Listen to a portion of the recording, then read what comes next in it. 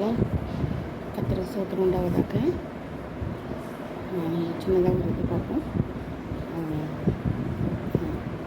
இந்த மாலை வேலையில் கூட சில வசனங்களில் ஒரு ஆராதனை போல் நம்ம பார்ப்போம்.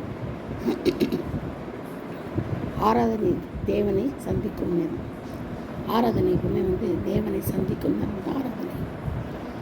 அதுதான் நம்ம ஏன் ஆராதனை பண்ணுறோம்னா அவரை துதித்து அவரை மகிமைப்படுத்துகிறோம். அப்போ தான் அவங்களுக்கு ஒரு ரொம்ப இதாக இருக்கும். அவங்களுக்கு ஒரு பொசசிவ்னஸ். அவங்களுக்கு நம்ம என்ன சொல்கிறது, அவங்க ப்ரைஸ் பண்ண அவங்க ரொம்ப மகிழ்ந்துருவாங்க.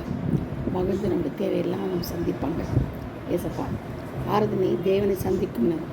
நம்ம அப்போ தான் ஆண்டவரை சந்திக்கிற நேரமே அதுதான் ஆராதனை தான். துதிக்கிறது, அல்லேலூயா சொல்கிறது, ப்ரைஸ் பண்ணுறது, அதெல்லாம் அந்த நேரம் தான் ஆராதனை நேரம் தான். நான் போகும் வழியை கர்த்தர் அறிவார். யார் என்ன சொன்னாலும் கவலைப்படாது, கர்த்தர் உள்ளே நடத்துவார்.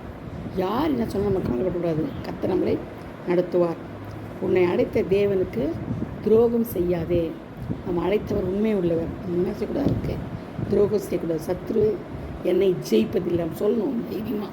சத்ரு என்னை ஜெயிப்பதில்லை, என் கரத்தின் நிலையில் உன்னை வைத்திருக்கிறேன்னு சொன்னார். அவருடைய கரத்தின் நிழலில் நம்ம வைத்திருக்கிறார். பாருங்கள் எவ்வளோ பெரிய தேவன்.